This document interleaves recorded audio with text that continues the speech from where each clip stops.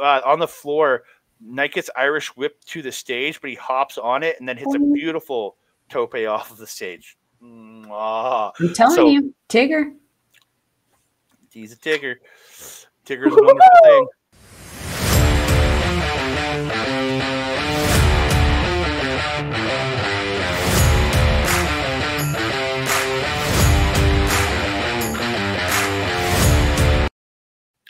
Hello, ladies and gentlemen.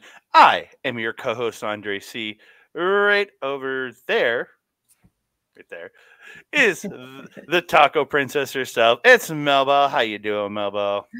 I am doing great, man. We are running on very little sleep right now because we had to catch up on some of this tournament before recording this morning. But hey, I can't complain. I had some late night talkers to go along with that. It was very, very nice. But man, I am feeling it this morning, as you can see again, ready for the gym after this early morning shenanigans. I'm looking like a swamp witch over here, not a princess. How are you doing, Andre? I'm doing very good, man. I wish I would have thought of Taco Swamp Witch. I really do. Rude. I'm doing pretty good. Yeah, I got a little more sleep than you did, I think, because when we were talking about it. But yeah, up late watching this. Got up early to watch some more of it to finish it off. The night 8, but absolutely great stuff to watch. I can't complain about that. No. And I got to go to work. I got to go to work after we're done here. So yeah, I got the nice threads on before I head to work. So got to make this look halfway decent. Keep it fresh, yeah. So we are here to talk best of the Super Juniors nights 7 and 8. But before we do that, I want to thank all of you for all the great support you have given us, getting us over 100 subscribers. Love it. Please continue to share it with your friends.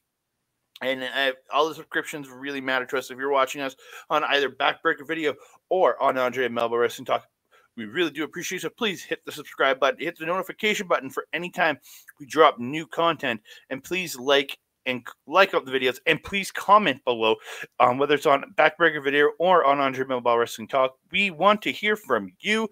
We love talking to you about professional wrestling. You sound like an amazing ad for like the wrestling military or something. We want you. I try.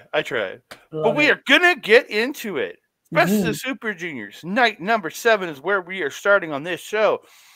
We started off Master Wato, Clark Connors. I took 3 lines of notes in this match. Same. Yeah, it didn't take much. Great strikes and kicks from Wato, but Connors yeets Wato across the ring. He took him and yeeted him across the ring. Yes. Yeah, that was actually pretty sweet. Wato runs Connors out, but ends up getting caught on the plancha, and Connors going to his run into the post, does it twice. Again, very expectant from Connors. Back in the ring, get the power slam, followed by the spear for Connors, and he hits a second spear, but misses a third spear because he just got too greedy there. And Wato gets the bridging German suplex. Pardon? I blame Gedo. He was the one who egged him on. I do too. So Wato hits the bridging German suplex, and he gets the win. The only thing I kind of observed in this, I really felt that Connors was punishing Wato, and that kind of seems to be the Bullet Club thing now, which I'm not mad about. I mean, with the young guys kind of being rebuilt into this image of Bullet Club, they need these wins, they need that aggression, they need that kind of fire in them. So I felt that this, despite the loss, Connors was doing very, very well in this one. I still don't like him intimidating women and children. It just seems very strange to me. That feels like we're going to have a Colton Kelly kind of blow up with that we had before. We don't want. Don't do that. We want that. We want to see that. Come on. I want to see Connors beat up a kid. That's really what I want to see. I mean, we've already seen that. Kenny Omega did it. Don't be a copycat. No, but he did it like in fun. I want to see him just beat up a fan. Not some random girl in the ring. The comments of Andre are not shared by Andre and Melball's Wrestling Talk. I don't actually want to see him beat up a fan. We'll talk about that more on the next night, because that was I really noted it on the next night about the fan stuff. So we're gonna move on. We move on.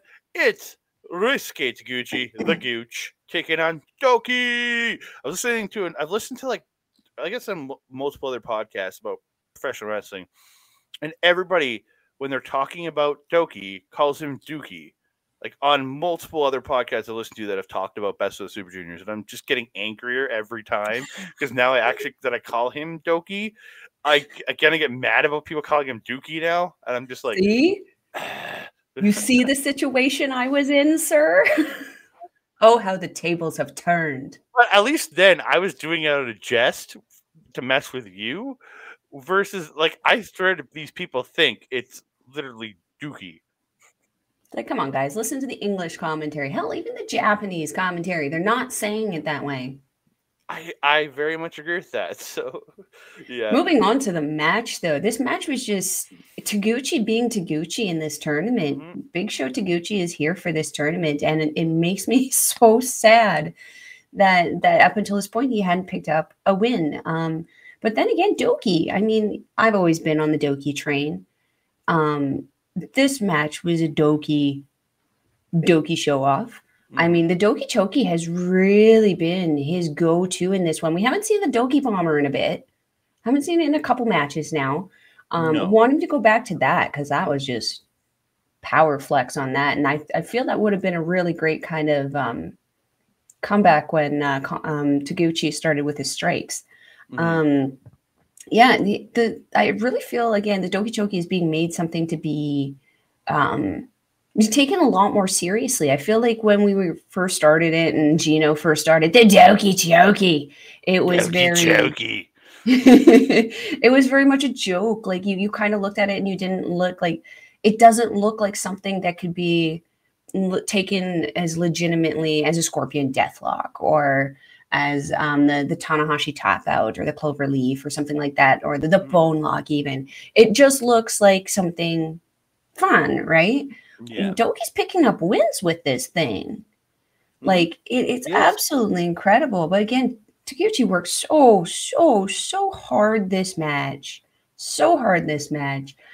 He's starting to really showcase his like reversals, his countering, his blocking in these kind of rundown matches here.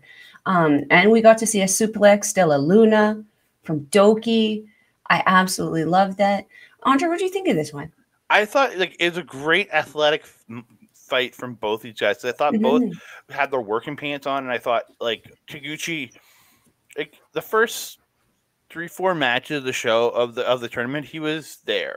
He was there, but then he, like, around match 5, he really put his working pants on. Is really, like, it wasn't that he was never working hard. Like, he was always working, but just these last couple of matches, he's really turned it up to another level and just been killing it. And him, Douki, I think, had a really great match here. Again, not like something I would say you have to go watch personally. Like, you don't have, like, but it's a fun little, if you just want to see two guys who are virtually both eliminated, Taguchi completely out, Douki pretty much eliminated at this point. You just want to watch a good little wrestling match between you guys, it's great to watch. But again, for the tournament's purposes, it's not something I would recommend on the show, but it was very good. It was still a very good match between the two. And we finally get to see a suplex de la Luna to get a win here. That was awesome. Loving seeing Douki. I'm so happy that you finally got on the Douki train with me here. It was lonely. The Douki trainee. Hoot hoot. No, doo. It's Douki. Oh, it's so too early. We move on. Third match of night 7.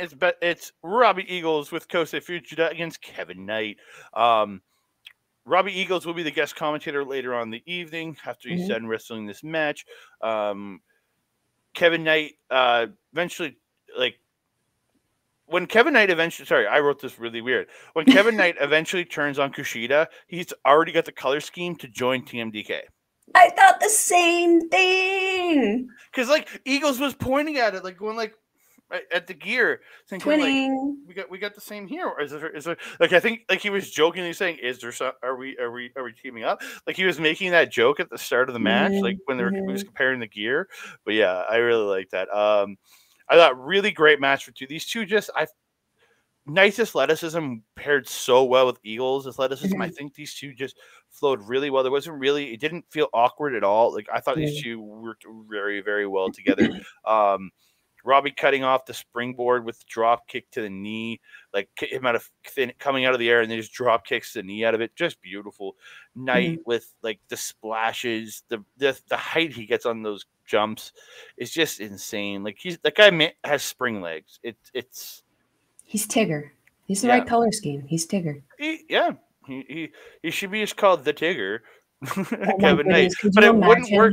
But it wouldn't work right because there's implications if you change one letter in there, and it could get really bad because some people are dicks.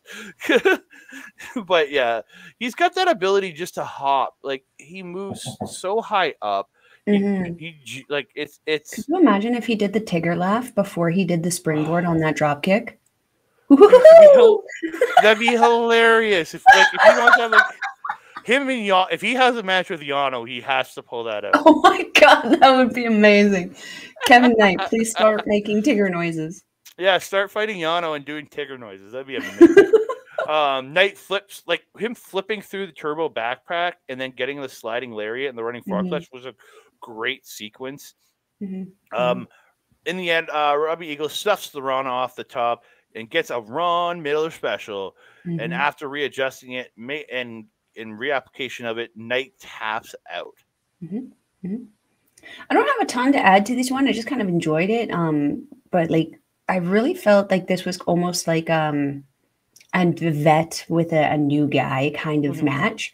A lot of the things that Kevin Knight was trying to kind of pop off on Robbie, he kind of had an answer for and was very, very quick and smart about getting out of the way. But also, I think the size difference really, really helped Robbie out in this one because Robbie's just quick. He's very, very unnaturally quick for his size. Almost like an Azumi of Stardom, like from Stardom, if you will. Just the height of Kevin Knight, he's quick. But, having all of that size, having to focus it in on one point, Robbie's just too quick, I definitely felt that, again, he had an answer for almost everything Knight kind of had. And it made for a very enjoyable match because it made Kevin Knight have to work that much harder and show off that much better. I really enjoyed this one. Yeah, I thought a really fun match between these two superstars. I thought they were absolutely great. I should just say superstars. Jesus Christ. WWE getting in my brain. But we move on. It's this was actually, I think, up until the end, a really good showing for Show here. Like I thought, like he's had a few matches where there hasn't been interference till later on, and he's had some great matches. But this one I thought really, really good because Evil ignoring the 2-cigarette. As I'm going to call it now, the 2-cigarette instead of the 2-sweet. It's the 2-cigarette. And yeah, he doing the 2-cig, like he ignores it from Show and just goes and sits at his own table. Show attacking Teton during his entrance, hits the power bomb on the apron. That was brutal. Show's really messing with the mask throughout this entire match, trying to pull it off.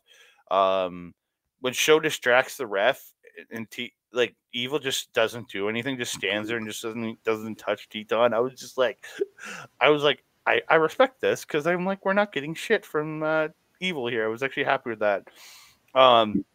Teton with a beauty tornado DDT, and he takes Show to the floor and hits that beautiful top rope acai moonsault. Just mwah. It was so good.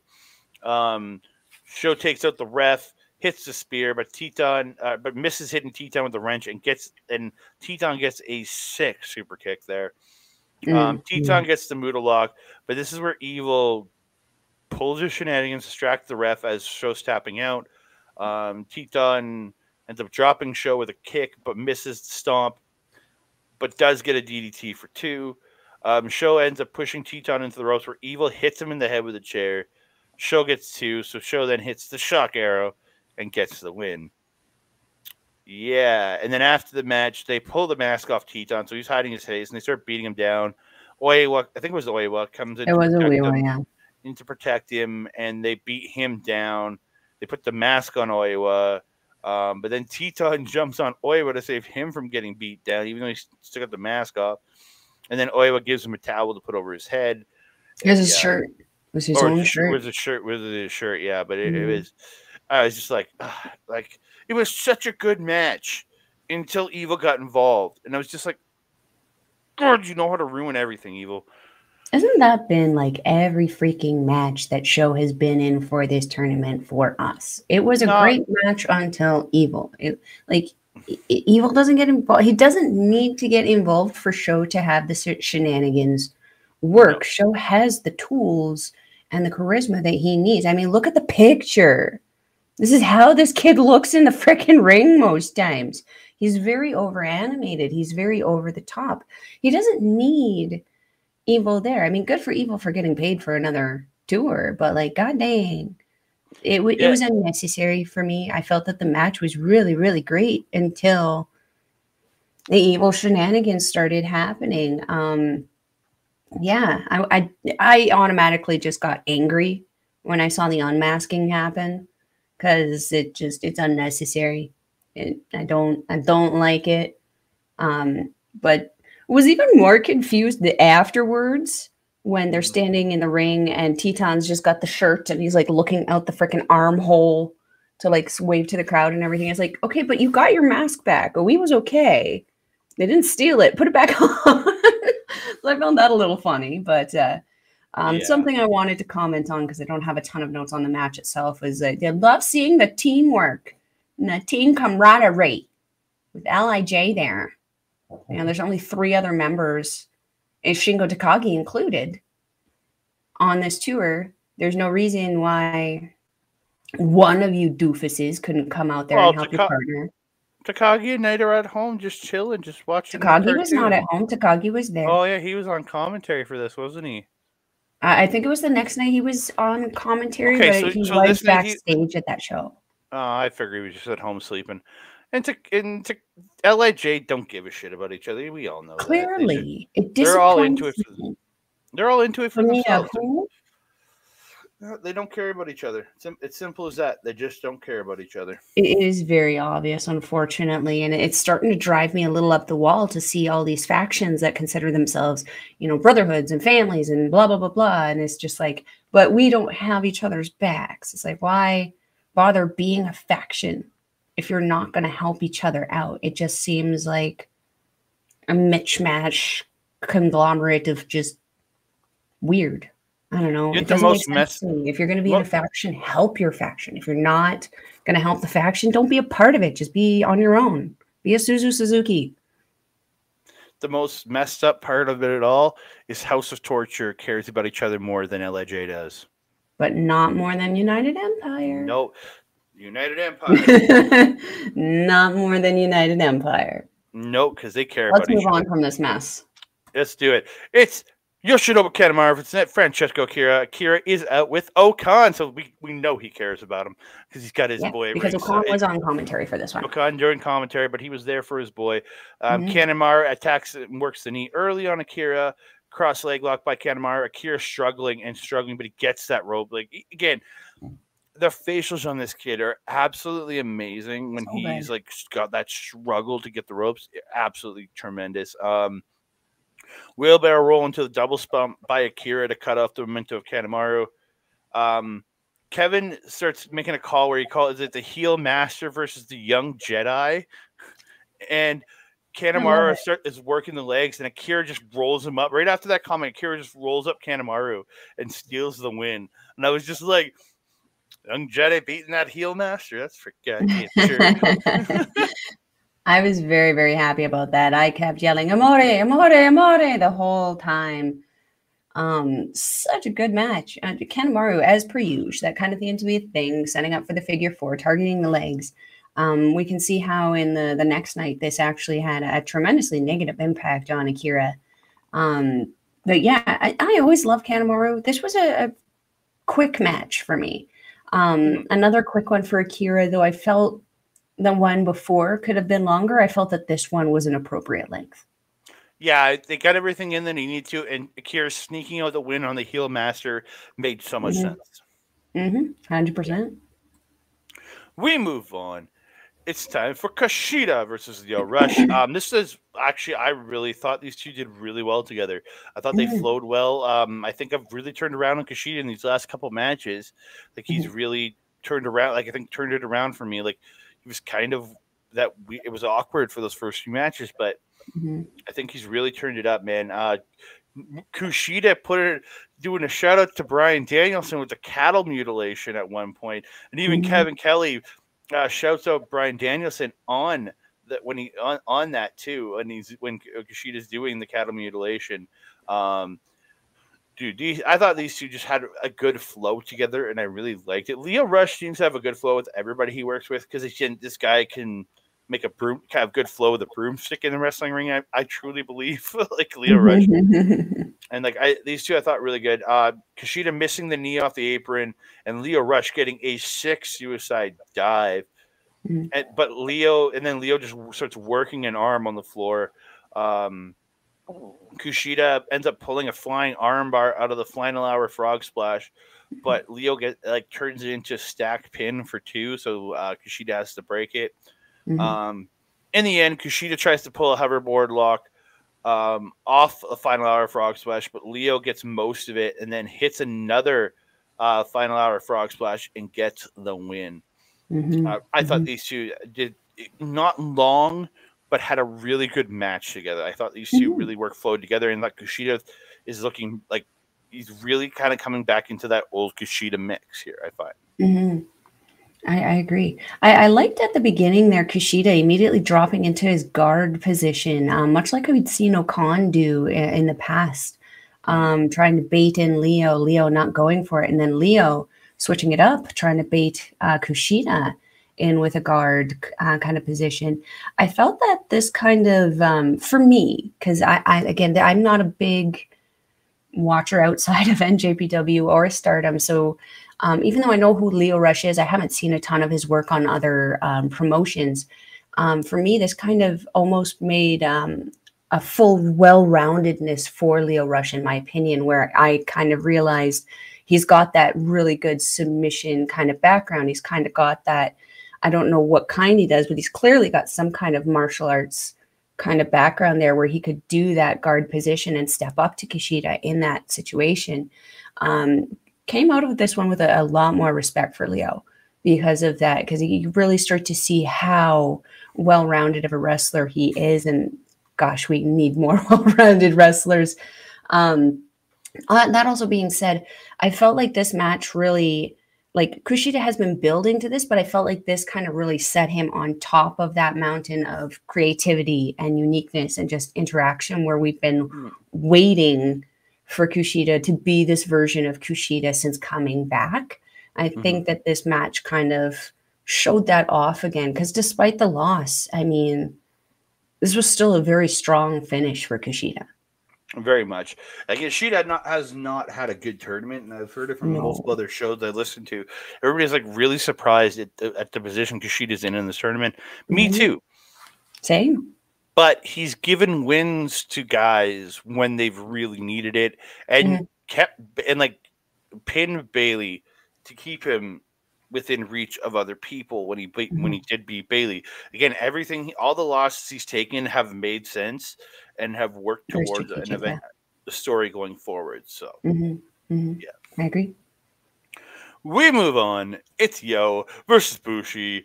We got a Bushi in the crowd. I noticed that. We had 3. Oh, I just three noticed Bushis in the crowd. 3 different Bushis. We had one in full cosplay. It literally looked like Bushi was actually sitting in the crowd. I was like, dude, what are you doing? Get in your match. Really fast start from these two. Like these two just went. And then Yo does the Bushi roll into the pose. And like just getting cocky. He's doing it with everybody, man. I thought these two had a really good Yo get. Was this the one where he pulled off the Tenzon move? Not that I wrote. I don't think so. I feel like it was on commentary. There was one point where he did I think it was like a Tenzon-esque powerbomb. The TTD. Yeah, that was night 6. We talked about it. Oh, he did it again. Oh, I don't remember seeing it in this match, but yeah. I heard it yesterday, so it was on one of these two shows. Yeah. Yo getting that twisting Vader bomb to Bushi in the corner for 2, really good. It was really very much a Yo dominant match. Like every time Bushi would fire up to do something, Yo was really good at cutting him off. Yeah, and he stopped the suicide dive with a drop kick, and then hits a Falcon Arrow back in the ring for 2, or sorry, a dive into the ring with the drop kick and Falcon Arrow for 2. Beautiful backstabber by Bushi. Like when he pulls those, he's absolutely good. Spinning neck breaker by Bushi, sets up for the MX, but Yo moves, and then they have a series of roll-ups. Yo gets a super kick, then Yo hits an MX, kind of a dick move there, and then hits direct drive and picks up the win. Yo pitting Bushi here. The match was fun. I'm not gonna lie, the ending shit is what kind of pissed me off. Before I get into that, though, I have to shout out Bushi's freaking rewind kick. I mean, no one does it more smoothly, more gracefully, and quickly than him. I mean, Rocky tries. Bless his heart. Keep trying, Rocky. But it's never going to be as good as Bushi's. I mean, he is just so smooth with that. I absolutely love it. Yeah, Yo, very much so. I very living in his Leo Rush mentality and mannerisms. I mean, it certainly made him, again, as we've mentioned multiple times in the past, so much more interesting to have him with this attitude, just because he was so bland before. He had the personality of a salt-free soda cracker. It was just dry and just not like, it was boring. It was very boring. After the win with this is what pissed me off. Yo stole Bushi's entrance mask, because Bushi, obviously, he wears his wrestling mask, and then he wears the entrance mask that he brings in, which is usually like over the top elaborate. He brought in the three skulled one that you like, and Yo stole it and put it on and walked around mocking Bushi. And I'm like, man, I hope you get your ass handed to you for that. That was just, it's one thing to pick up a win from someone. It's another thing to be a fucking dick about it. Yeah, but you're having the exact reaction they're trying to get out of you for Yo. They want you to get pissed off at him. They want you to want him to get his ass kicked. That is you're reacting exactly how Yo wants you to react to this one. He's trying to piss you off. He's trying to get that reaction out of you. Well, I'm going to tell Yo where he can stick his dicky attitude, and he's not going to like it. You're going to tell him where he can stick his dicky? Interesting. I mean, how you want it. Something's going somewhere, and he's not going to be happy about it. We move on. Taiji Ishimori versus Mike Bailey. Absolutely tremendous match between these two. I think this probably was my match of the night. I thought these two just tore it down. Not the main event was pretty spectacular too, but like these two I thought tore it down in the ring. They like the kicks they're both showing at each other. They just, the back and forth between these two, absolutely tremendous. Again, Ishimori really working the shoulder throughout the entire match. It's again, that's what he's known to do. He wants to get that bone lock in.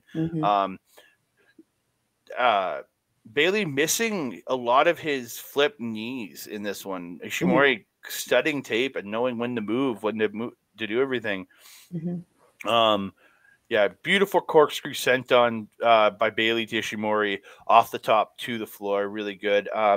Ishimori ends up reversing a flamingo driver, but Bailey ends up getting the moonsault knees, but he misses the ultimate weapon.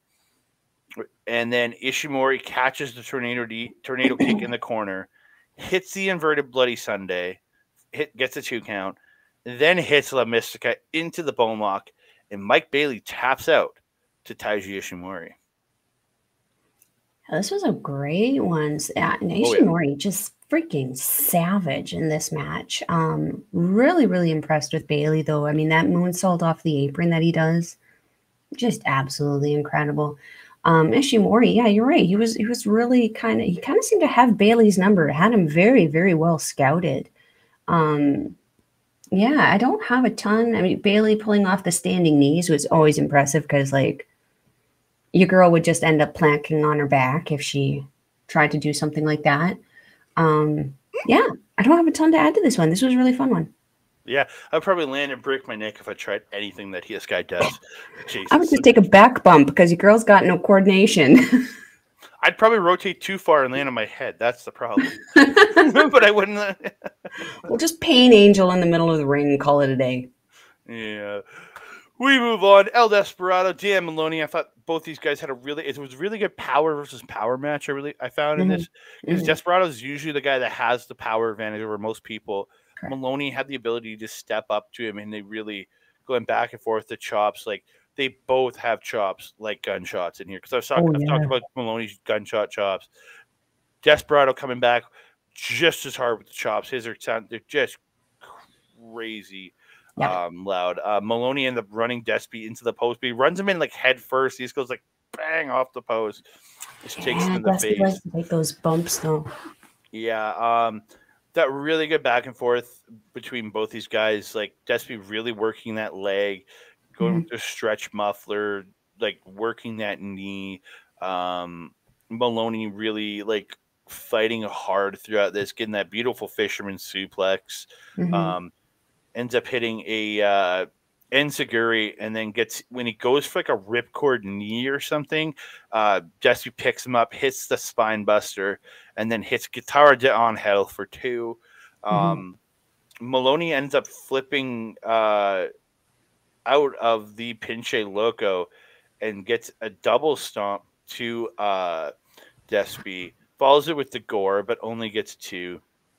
Maloney tries for the Driller Killer, but Despy slides through, gets the stretch muffler, turns it into the numero dos, and Dan Maloney has no choice but to tap out. Dan Maloney, this was actually I would consider my match of the night because I have so many notes on it. There's 3 Desperados in the crowd. Ooh. 3. Yeah, 3 little Desperados. Tres. Trece Desperado. Yeah, I really felt that this was a really, really great back and forth. Dan Maloney coming out with a pretty taped up shoulder. I think they'd mentioned that he had separated his shoulder the night before. So he was pretty taped up. I would have thought that would have been the obvious target for Desperado. Desperado does tend to go for the obvious targets, but he had a very specific, I think, outcome that he wanted for Maloney in this case, which made him target that knee.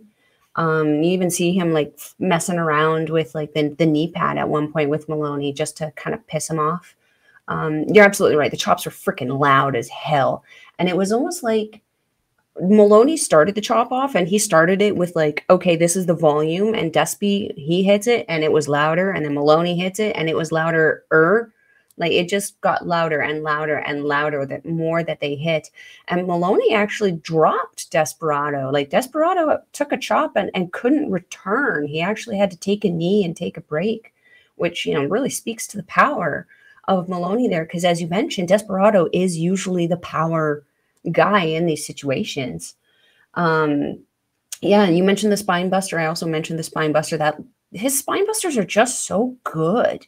They're like Triple H level nasty power looking, and I live for it. But yeah, the follow-up with the Guitarra de la Angel was just perfection.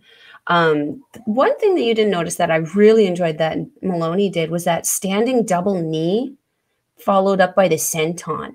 It was like he did the double knee into the gut and then bounced off the gut into the senton onto Desperado right away. Can't imagine that felt good on the core. But it looked super, super cool. And just the quickness in which he pulled it off was really, really neat. Yeah, I love the stretch muffler. It's one of my favorite submissions.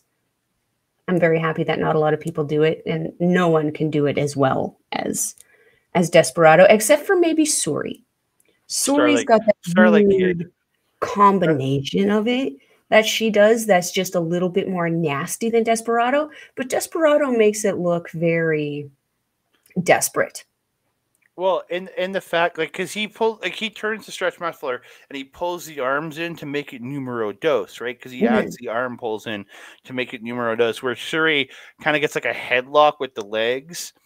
Oh yeah, she traps everything. There's no wiggle room because you can't wiggle. And then Starlight Kid is just just torquing that leg. She just works the knee and just works very that much knee like on Desperado, hers. So like, there's very much Charlie Kid and Desperado similarity. work together. Yeah, it's true. They have. They have. Yeah. Yeah. We move on though. Main event of the evening. This was again, other than that, Matt. Like I will say, Ishimori and Bailey tore it down. This one was for me probably like those two are my matches of the night because like I thought these two like the way they're playing up to the crowd at the start when they're both kind of like walking around just like playing to the crowd. I thought was absolutely phenomenal. Really good wrestling from both guys early on. Getting their legs tied up together when they get their legs tied up together and then they like stand up on their heads, like just a fun little spot to start. TJP wanting Hiromu to engage him on the apron, but Hiromu wants him in the ring, and then they're like, they both lay him like Hiromu does his lay back on the ground. TJP does like a pose, like a sexy side pose thing. I don't know what to call it, but like that like does that, and then Hiromu runs at him, and TJP gets the abdominal stretch and ropes. It was just like a fun little sequence of each trying to goad the other, and TJP really winning the sequence. Like he really did. I love your description. Sexy side pose. I don't know how to. It's where you like lay on your side and you like you have your the Naito pose. It was definitely the Naito kind of thing. Okay, yeah, I guess but he didn't do the arm. He didn't do the fist, but like he did the relax. I just look at it as the sexy side pose. I don't know. Sexy side pose. He's a good looking dude. I didn't take a whole lot of notes on this one, my guy. I took a lot. Enjoyed this match. I took a lot of notes on this one. These two, I think. The only thing that I said about the like any of the moves was just TJP's shotgun drop kicks. They're usually pretty decent. I felt like this one he stepped it up because Hiromu is usually known for his amazing shotgun drop kicks, and I feel like TJP has actually outperformed Hiromu's shotgun drop kicks in this one. I gotta say, the kicks in general from TJP, like his jumping spin kicks, he has like kicks that can come from any angle. He's absolutely phenomenal with that. Like he I don't know, it's absolutely tremendous when he's pulling out these kicks. So, 100%. Yeah, dude, I thought these two just had a really good back and forth in this match. Hiromu pulling a flying triangle from TJP coming off the top, but TJP getting the ropes and that. But just beautiful to pull a flying triangle like that. It's just how fast these guys move and reverse each other and just have the ability to just get through each other's moves. It's just a testament how good both these guys are and the experience just to know where each other is and know how to just flow through it. It's absolutely tremendous. Hiromu tries a suplex from the ring, but to the floor, but TJP gets out, hits a super kick, and gets a rope hung Mamba splash and follows it up with the fireball. His tag team partner's move, but only gets two. The end of the match comes. TJP pulls an arm bar, but Hiromu hits a power bomb, a pumping bomber, hits a time bomb, and he gets the win. Incredible match between these two. Probably one of the top matches in this tournament so far. I think the way that you just work together, it was absolutely tremendous. I agree. Their styles work very, very well together. And TJP is just like a natural performer. Everything that he does, like I'm legitimately, he can really do no wrong in this business for me. He just kind of slides into every avenue that he needs to. Andre, it's too early for this ish. He fits into several pockets easily. You can put him in there with Hiromu and he can have a great match. You can put him in there with someone like Mike Bailey. He has a great match. You can put him in there with someone like Douki. He can have a great match. Kanemaru, same thing. Like, there's really nobody that TJP can't make look good. Yeah, I agree with you 100%. Like I thought this was one of the best matches of the tournament. I still think Bailey versus Hiromu is the #1 match in this entire tournament, but this is up there. This is definitely a top 5 match for this tournament. For me personally, it's not for everybody, but for me personally, it's one of the top 5 matches of this tournament. We move on to night 8. We got Teton versus Douki, LIJ versus Just 5 Guys. The battle wages on. These two factions will fight forever.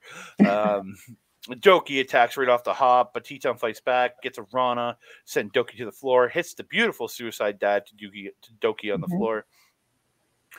In the ring, Douki stops a tornado DDT, gets the Douki Chokey. Douki Chokey, Kevin.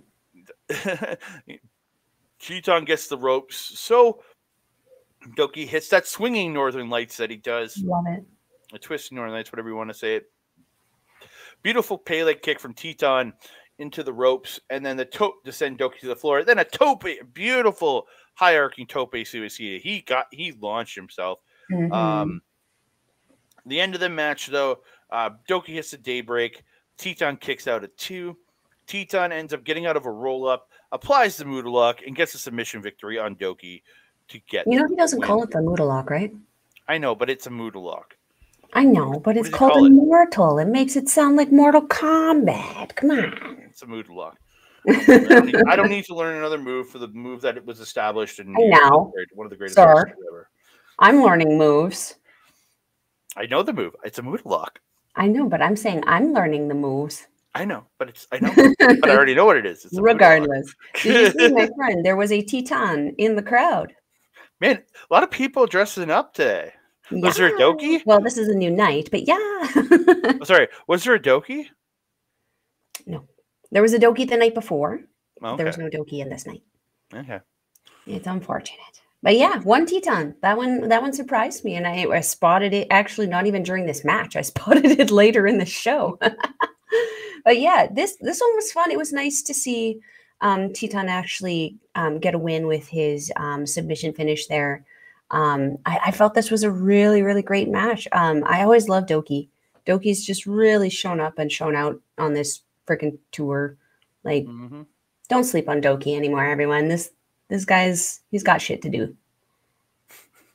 I'm not going to say what I wanted to say there. Never mind. Move on, sorry. You should keep saying it's too early. Move on. Yoshinobu Kanemaru versus Clark Connors. Just 5 guys versus Bullet Club. They will. This rivalry will go forever. No, I'm not going to keep saying that. Bye forever. Connors trying to intimidate the little kid during his entrance. See? Like what? No, but the kid just kind of looked at him like, huh? Like not phased even in the slightest, and I just laughed at it so hard. I'm like, dude, it's not working. It's like not even a little, my guy. Not even a little. This kid was like you look 7. Like Fabio. What are you gonna do? This kid was 7. He should have. If he's not scared of you, don't try to intimidate people. If you can intimidate a 7-year-old, I just laughed so hard at it, man. I laughed so hard. I thought really fun back and forth between these two guys. Fighting to the outside as always. They brawl out. But Kanemaru is actually the one that kind of takes Connors out on the floor, and he's the one that gets like they get the figure 4 in the ring, and then they end up rolling to the floor, and he keeps it on for a while out there, and Kanemaru getting back in at 15. Connors just makes it in at 19. Kanemaru misses the moonsault, and Connors gets a German suplex, snap power slam, the spear, followed by no chaser, and Clark Connors picks up a big old win on Yoshinobu Kanemaru. It's very interesting to see what's kind of happening in this tournament, because like I kind of start to rationalize in my head, if this person can beat this person, that means that they can beat this person because that person beat this person, and blah, blah, blah, blah. It's very interesting because Connors defeated Desperado. Or sorry, not Connors. Desperado defeated Connors, but Kanemaru was able to defeat Desperado. It's interesting to me that the odds kind of swung in a different way. Really, really enjoyed this match. Again, as you mentioned, the outside seems to be Connors' kind of shtick now. And the targeting the knees, obviously, is Kanemaru's shtick now. Again, setting up for that figure 4. Did you see the part where, like, I don't know who, like, I think it was, they were trying to go back and forth with the suplex attempts. Kanemaru got up, but then he reversed it. When he came back down, he had like a handful of all of the shorts. And it was like a cartoon where it was like they just stretched it like a good, like that far away from Connor's waist. And I was like, oh my God, he's going to pull his pants down. Kind of got a little excited, but then it didn't happen. That's a Taguchi move, not a Kanemaru move. Come on. I mean, at least it happened to Connor's and not to Taguchi, right? I mean, yeah. His shorts were firmly up his booty for the rest of that thing, but I'm not going to complain about that. With Taguchi, I definitely will. But yeah, this one was fun. Just a big power flex from Connors, really. Yeah. So we move on. It's Kushida versus Sho. So Sho gets this stupid shit at the start, talking about he was really looking forward to this match, but since they're both eliminated, there's no point in wrestling, and nobody wants to see it. You're wrong. But Sho says, if you have the grapes, face me in a one-on-one straight-up match, and we're going to play it fair. Really, this time, I'll do it. I'll play it fair for the people. And I'm just like, stop. I was just like, I'm getting really tired of this shit. Sho and Evil like holding each other and like praying at the start at the start of the match. I was just like, God damn it. Sho and Kushida really rolling early on, like that really wrestling. Each trying to get the dominant position, really ground-based wrestling style. Sho gets a jumping front chancery to Kushida, but Kushida gets the backdrop and gets a 1 count. Kushida really goes to work with the shoulder, trying to really work Sho's shoulder in this match. And Kushida Sho is really having good abilities to break holds and get out when he needs to. It really got actually quite a good match for the first few minutes, but then Sho gets the metal plate, puts it in his kick pads, then kicks Kushida in the ribs, and he drops. Then he kicks him in the arm to work the arm. So just, God damn it. Sho ends up getting a hoverboard lock on Kushida, but Kushida gets out and gets the hoverboard lock. At Evil then throws, I think Kevin Knight came out at this point because he was getting pissed off about the metal plate. Mm-hmm. And then Evil throws Knight into the ring. And then this is where all the crap starts. The ref gets involved. The ref gets taken out. Sho gets his wrench, but Knight ends up stopping him. And then Knight brawls with Evil, and Sho takes them out, or Kushida takes them out, but drop kicking Evil, and Sho sending Evil to the floor, and he gets the hover block, and then Knight gets the hoverboard lock on Evil on the floor, just booyah, booyakasha. I love that partners are doing their partners' moves every now and again. I really do like that. It's rare, but it happens. Yeah, Kushida doing the wrench, gets the hoverboard lock, and gets a submission victory against Sho. After the match was my favorite part, was Knight and Kushida doing the 2 cigarette to each other. Nice little F you guys. I thought that was a nice touch at the end there. Yeah, I don't have a lot to add to this one. I really enjoyed the first little bit of it where they were actually chain wrestling and then showing off what they could do. But like, I hate House of Torture. So once they start House of Torturing, it's hard to enjoy what I'm watching, even if it is good. And this is why I'm saying, as soon as they started interfering, I was just like checking out. So I didn't really take a whole lot of notes at the end until I heard the music playing. Yeah. So you're saying, like, you keep saying, you don't know if you want Bishamon to win the tag titles. Just remember, if House of Torture wins the tag titles, you're going to get You're going to get much, much more of this shit in much more high-profile positions. So what you want? Fix it though. Like, look at House of Torture and the false advertising you're doing. You got a freaking. You go, who have we got? We've got a freaking assassin who's not an assassin with Sho. We got freaking Togo, who's a choker, and not a good one at that. He always misses that ish.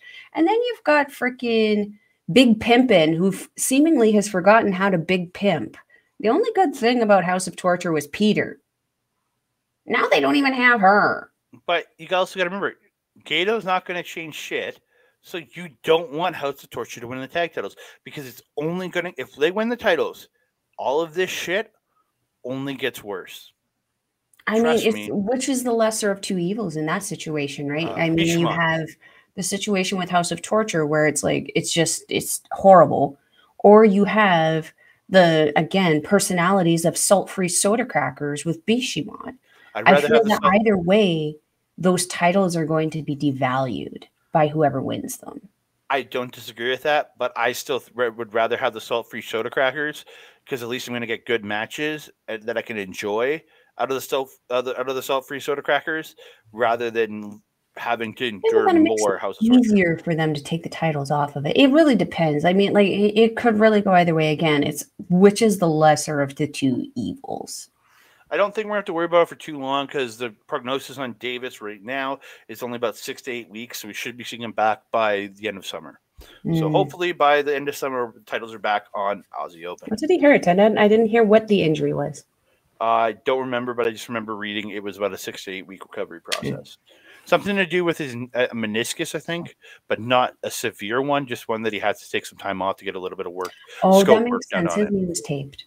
It's like scope work that he's done, so he's going to be out for a few weeks, but not a crazy long time. So yeah, let's move on because we still have half a show, and I got to get to the gym in half an hour. Bushi versus Master Wato. I thought really fun back and forth between these two. Both guys really hitting high. Wato hitting that beautiful leg lariat, sending Bushi to the floor. Hits a beautiful Tokei-Kon Hilo, and then it's the back of the ring. Hits the springboard uppercut for 2. Beautiful DDT by Bushi. Bushi's got some DDTs like you wouldn't believe. Wato getting Vendaval, but Bushi ends up working his way to the ropes.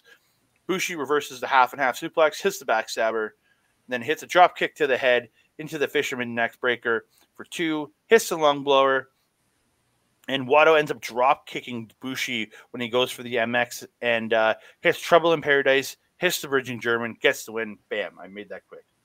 That was quick. That was good. I like it. That was a perfect way to describe this match. It was a very high-speed match, very lucha-mask, obviously. Wato coming from CMLL.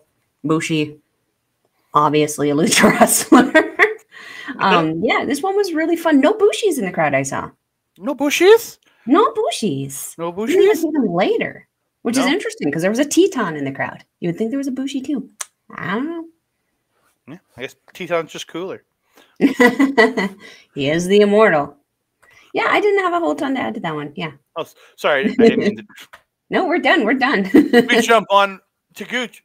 It's the Gooch versus Mike Bailey. Code of Honor is upheld at the start. They shake hands. Gooch gets a small package off a second handshake for 2.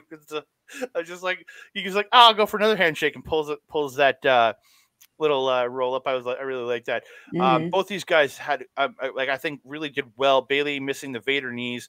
Gooch really working the ankle lock throughout this match, but Bailey had a lot of ways to reverse the ankle lock to keep really well, but there was ways that he was getting out really well.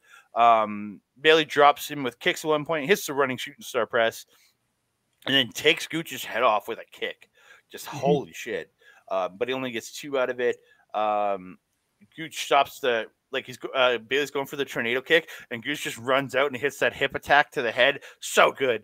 So great reversal. Bailey with the acai moonsault to the floor. Really good there. In the ring, Gooch hit the second rope stomp to the leg and really working that knee, that ankle, that shin, just really working it over. Bailey getting a PK and the moonsault knees, but Gooch gets the knees up on the moonsault knees. So knees to knees on that one. It hits a bum IA. They trade roll-ups, and then they trade kicks. Bailey gets the tornado kick, but misses the ultimate weapon. Gooch gets the ankle lock, then a roll-up, but Bailey reverses, gets his own roll-up, and gets the win. They end up fist bumping after the match, and Gooch raises Bailey's hands as a sign of respect. This was, I think, the Taguchi, like the big show Taguchi that we've seen since he had his IWGP Junior Championship. This was the just most on point, match, most solid, most well-educated, most veteran-style match that I think I've seen out of Taguchi ever. He was on fire in this one. He was fired up. He was ready to go. And he really took it to Bailey, and Bailey gave him so much. I really, really enjoyed this match. Yeah, I don't have a whole ton. The kick kick that Taguchi baited Bailey into on the outside, where Bailey just full on kicked that ring post. Oh, the noise on that was like, I don't care if he pulled it. It sounded nasty. Yeah, I don't have a whole ton to add. I actually really enjoyed this one. I really was hoping for a Taguchi win on this one. I know what the win would have meant for Bailey and everything, but like, it hurts my heart and soul that Taguchi is not on the board. Yeah, at this point, I think he wins it on the final block night. I really do. Again, I haven't watched yet. I haven't watched up nights 9 and 10 yet because night 10 just finished as we were recording this. So I'll be watching those in the next day or two so we can get that recorded this weekend. But yeah, I see him probably pulling out a win on this last night where I think he's facing somebody where it's not going to matter. So I think that's where he'll get his 2 points. It's just unfortunate that it's got to be one of those matches that doesn't matter because, like, Taguchi's put so much in. He's really stepped up in this tournament. It would have been nice to see him be given a little bit more for his hard work. And play a spoiler. You know what I mean? Like, who's our Cinderella right now? Yeah. We move on. Robbie Eagles with Kosei Fujita versus Dan Maloney with the Great Khan. Great Khan just really stepping up tonight. We're working as a second. Working as a second tonight. Maloney and Robbie Eagles, man, these two just killed it together. Like, I thought. Is there history here? I don't know. I really wrestling like they really did not like each other. Yeah, there's a possibility that when maybe Eagles wrestled in the UK and wrestled Maloney before, but they wrestled like. Well, I think it's more of a Team DK UE rivalry if you think about it, because again, these two factions that are really trying to build up. It's two guys trying to build that rivalry between the factions. I think is what it is. Beautiful Shining Wizard by Eagles early on. Couldn't get the win though off that. The gunshot chops by Maloney on the apron, but Eagles fights back with kicks. Maloney ends up getting the backdrop on the apron to Eagles, which looked just gross. Like, I hate seeing people dropped on the apron. It's just there's no give. I'm but Robbie, not a slouch at all in this match. Didn't have quite what Desperado did on the night before, but came back with some hard chops himself. Not quite Maloney and Desperado level, but very good. Eagles really taken to working on that knee, trying to set up the Ron Miller special. Great spot, huge giant gore by Maloney in this match. Follows it up with a super kick and a fisherman brainbuster for 2. Eagles reverses out of the Driller Killer, but Maloney hits a hard lariat to Eagles, like almost taking his head off with it. Eagles gets to the apron, hits the springboard drop kick to the knee to start the setup for his Ron Miller special, and then it goes into a great series of kicks. Eagles goes for sliced bread, or an SI DDT, however you want to call it. I don't know what Dick Schiff is going to go for, an SCDT or sliced bread. But Maloney ends up reversing it and smashing him with a Driller Killer to get the upset victory. Like, holy shit. This match was a lot of fun for me, especially once the crowd really started getting involved. There's that one dude in the rafters who was just pissing the hell out of Maloney, doing the Robbie, Robbie, Robbie, oi, oi, oi chants and getting the crowd fired up. Multiple times this happened throughout the match. And Maloney was just so hilarious with it. I gained so much respect for him in this match because he was healing the frick out of it. Yep. Just flipping off the dude who was cheering on for Robbie. It was absolutely great. I loved it. Yeah, there was also that one point where can't remember if it was a kick or a lariat. I feel with Robbie Eagles, it was probably a kick, where Maloney just ran through the kick and followed it up with a spear and then reacted to the kick afterwards. Really speaks to that just, I don't want to say stubbornness or pigheadedness, but like it certainly is. Speaking to that kind of toughness of Dan Maloney, that kind of street tough that he's being kind of known for. Also, Maloney taking out Ichiban Sweet Boy at one point. On the outside there, poor little Fujita just getting in the way and getting beat up for it. Yeah, I didn't have a ton else to add to this. I actually really enjoyed this match. And yeah, like I said, feels like these two might have some history there. I would love to see them meet again, personally. Yeah, 100%. They need to run this back. We go on TJP versus Lio Rush. Kevin Kelly says they've faced each other many times in tags. This is the first time they've ever wrestled a singles match against each other. It showed in the quality of match. Holy hot dang. Yeah, these two really work together well. Was it TJP gets the lace wash, then Leo comes back with one of his own, and then TJP comes back with one of his own. I thought a great little sequence there. Beautiful tornado DDT by TJP, but he goes to the top. Leo gets up there and was fighting with him, gets pushed off, but he ends up blocking the Mamba Splash. TJP reverses the Rush Hour into an armbar, then turns it into the Pinoy stretch, but Leo gets to the ropes. TJP really working over the arm of Leo. Leo gets the spear, but TJP gets the boots up for the final hour. Great series of reversals by both, but then Lio Rush hits Rush Hour, hits final hour, and gets the win to solidify himself into the top mix to really have a strong position to be going into the semifinals. I really enjoyed the styling of this match. I don't like it when there's too many of these matches, but this was definitely an everything you can do, I can do better kind of styled match with these guys just back and forthing with their stuff, and I lived for it. As you had mentioned, it really shows how well that these guys knew each other, with how well they were able to block and reverse each other's moves throughout the entire match. And like both of them just do it not even like arrogantly, it's just so easily. It's one of those things where it comes very, very natural to both of these guys, and it just makes me so happy that we get to watch them in this company here. But yeah, other than that, I just said this was a very, very high speed match, very comparable to something like Azumi or Kaguma in Stardom, which I obviously love. So I obviously love this one too. Yeah, I very much enjoyed this match. We move on. It's Yo versus Kevin Knight. Really quick start with both avoiding moves, but Knight gets the slam, hits the running frog splash. Yo, once he gets back in control, really starts working the knee of Knight. Too many K words. Too many KNs. Working the night of knee, Yo getting the knee twist, but then Knight able to reverse that into an inside cradle. Knight hits the run off the top to Yo, absolutely tremendous.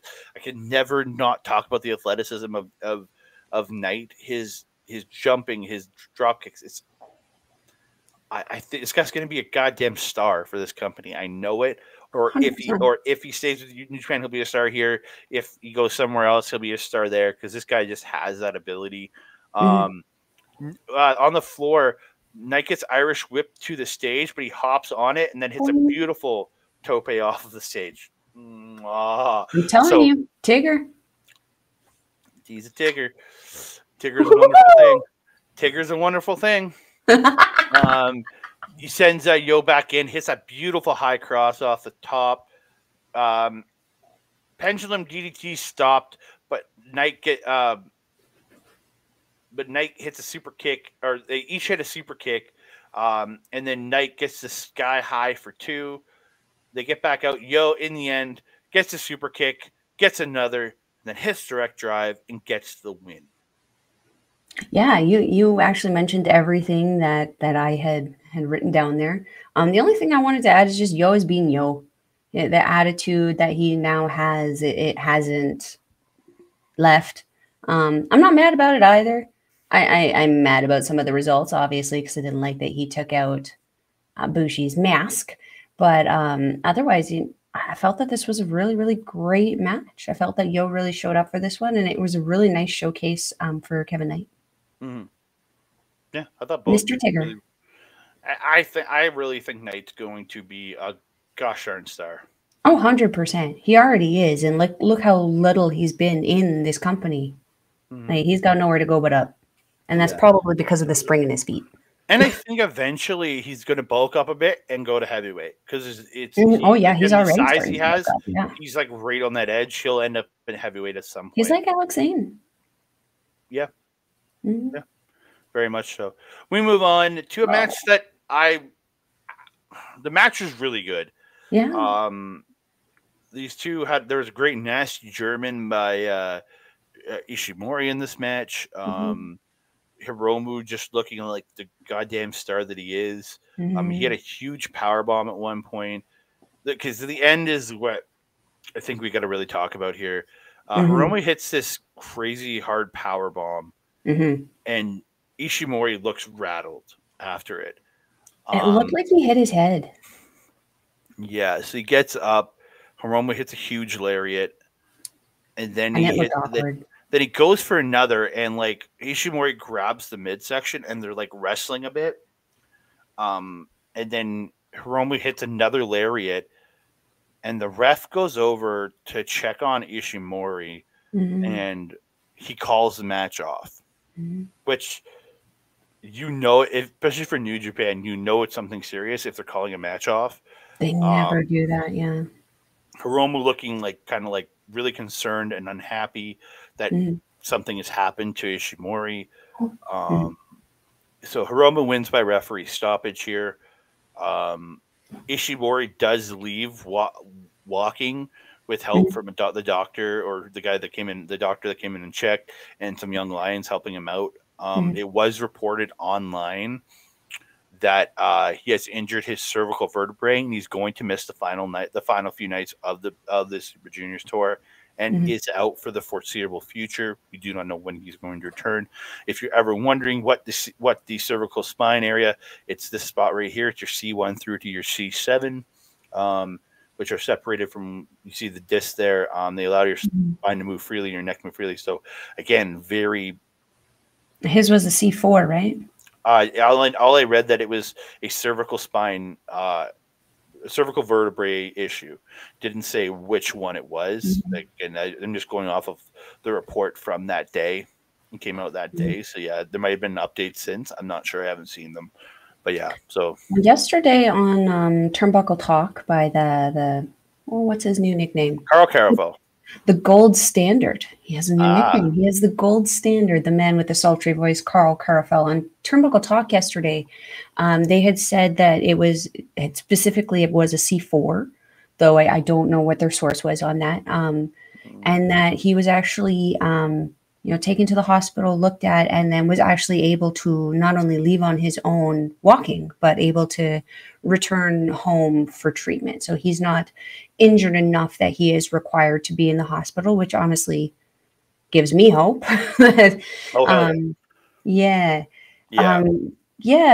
Just to add to the match, though, Ishimori, I feel, pulls out a little bit more aerials when he wrestles with Hiromu, where he's usually more of like a striker or a ground power kind of wrestler. I feel like Hiromu brings out a little bit more of that junior-esque in him, which I always love seeing. The shotgun drop kicks from Ishimori in this one were actually better than Hiromu's. Hiromu is usually known for his shotgun drop kicks, but Ishimori kind of took the title from this one. Even when they went out into the crowd and Ishimori pulled the stuff that Hiromu pulled on Sonata, the running drop kick and booting him on the outside there and trying to run back into the ring. Very, very much more impressive than Hiromu. But yeah, as you said at the end there, Hiromu very reluctant to accept any kind of win on that. Red Shoes actually, I don't know if you noticed, Red Shoes tried to lift his hand several times, and Hiromu was having none of it. He refused to accept that victory. I think Hiromu more or less just looked at it from a real person perspective, like, dude, fuck off, where this guy's hurt. Yeah, he felt bad. It was very obvious he felt but like you could see the attitude on the face towards Red Shoes. Like Red Shoes kept on like saying, he just kept pulling it away and just like it was very much a fuck off. You don't need to raise my hand. He's hurt. This is not the droids you're looking for right now. Let's not deal with this. We don't need to raise my hand on this. Somebody's hurt. It was very much like Red Shoes and kind of shouldn't even have tried. Like he was kind of like, you're dumb, dude. Don't try that shit when this shit's going on. There was a really cool spot though, right before the end, where Ishimori went for La Mystica, but it gets blocked and he ends up on Hiromu's shoulders. Mm-hmm. And then he hits that Poison Rana. Yeah. So good. So talented.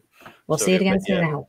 Yeah, I don't think it's going to be something. If he's walking in and he's being sent home for treatment, I think it's serious, but not something that he's going to something that he will be able to come back from again. But he's 100%. Out for the next little bit because they said he's going to miss the rest of the story. He's probably going to be out for a little bit, but I hopefully he's coming back sooner rather than later. But sooner if he's healthy. Don't pull the WWE thing where you come back far too early. You know, NJPW is really good for making sure that these guys stay out for the time that they need. Let's get on to this one because goddamn. Main event of the evening: El Desperado, Francesco Akira. Holy shit! Amore. This is one that, yes, I'm putting this in the top 5 of my tournament matches. This is one I would recommend to everybody. These two just tore the house down. Holy shit. They go to the floor. Akira's running Despy into the post, which is surprising because Akira hasn't run anybody into the post in this tournament so far that I've really noticed. No. And then he puts him on a chair, drop kicks him on the chair. Despy sends Akira. They're fighting on the floor. They fight back out to the floor again. He hits the tope onto Akira on the floor, tosses him into the crowd, into the chairs, and then he hammers on him with the elbow to the back of the neck when he's on the floor. Despy gets a chair, puts one on the knee of Akira, and then slams another chair into the chair on the knee, and the ref does nothing. Just why are you not used to this? I know, but it pisses me off. It pisses me off. Despy stops a tarantula in the ring and like stretches the knee out, really working that knee. Wheelbarrow into the double stomp by Akira, gets a Rana sending Desperado to the floor, misses the baseball slide, and Desperado runs Akira into the Young Lions, which was it was an interesting little spot. Akira ends up on the elevated platform, hits a moonsault off there, slides back in, hits a suicide dive, sending Desperado into the bleachers. Like if you notice it after, he's just like laying into the bleachers. This is like, ooh. Back in the ring, snap German by Akira, but Desperado gets a spine buster and a stack pin for 2. And Desperado immediately applies a stretch muffler, but Akira gets to the ropes really quickly on that one. Desperado reverses the speed fire into Guitarra de Angel. Then he tries the Pinche Loco, but Akira ends up reversing, hitting the speed fire for 2, and then Akira puts the Pinoy stretch, his tag team partner's submission move on. Yes, he did. did. TJP has come out to ringside at this point, and he's like just slamming on the mat, just cheering for Akira. But Desperado does get to the ropes. The Tiger suplex lift into a German suplex by Akira only gets 2. Akira misses fireball. Desperado applies numero dos. And Akira fights with all his might and fights and fights.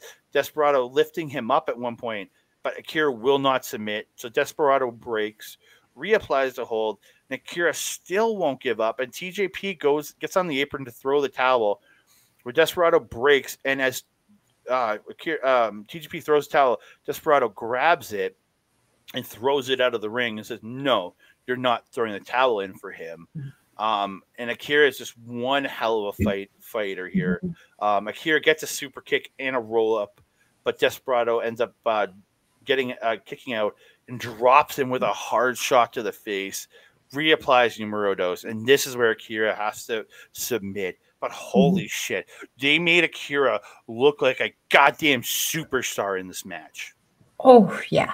And look who he's facing. I mean, you got Desperado. This guy he's just legendary. This guy is definitely gotten into that underrated kind of thing where he's just not getting the attention that I feel he deserves.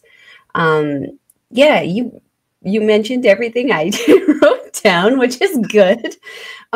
This I agree with you. This was actually an incredible match. These two just went to town on each other, and Despy really turning it up in the kind of back end of this tournament. Kind of had a little bit of a rough start, especially with that loss to Kanemaru right at the beginning there. But man, has he come out and really turned things around for himself with this one. Yeah, This was hard for me because I wanted Akira to win this tournament so badly. And I really, really wanted him to be able to take this win because, like, again, Desperado, legend in this company, a win over him, a former double champion, let alone a former IWGP Junior champion and IWGP Junior Tag Team champion. He was a double champion at one point, and I believe the first of this most recent era for quite some time. I don't remember anybody else holding both those titles at the same time. No, I don't either. I really don't. No, I think he was the first. So, like, I mean, that would have been an incredible win for Akira. But Akira, again, he's only 23. I thought he was a little younger, but he's 23. I mean, this is the beginning for him. We can't give him everything at the start of it. So this gives me hope that maybe next year we can see Akira holding that nice big championship and getting all the glitter rained down on him. Yeah. So we are going to move on here. We're going to talk. I'm going to quickly go over the stats. I'm going to make that a little bit larger for all y'all, and I'm going to make that go away. So what the people that are left in this block personally are Speedball Mike Bailey at 12, Leo Rush at 12, Hiromu Takahashi at 12, and I'm not mathematically eliminating, but Teton at 10. Yes, Taiji Ishimori is at 10 points, but again, he will not wrestle in his final match, which will give TJP 2 points automatically. So Ishimori, I am considered eliminated. TJP is eliminated. Douki is eliminated. Sho's eliminated. Kushida is eliminated. And Taguchi is eliminated. So to me, it's down to Mike Bailey, Leo Rush, Hiromu Takahashi, and Teton. Teton has to get a win and have the other three get no points for him to go on to be considered in a four-way tie to go on to the finals. So to get into the first spot. So there is a possibility if one of the three gets to 14 points and Teton gets 12, there is how people beat each other. Two people are moving on. So we still don't know. We'll find out on night number 9, which will have the A block matches, and then night 10 will have the B block matches.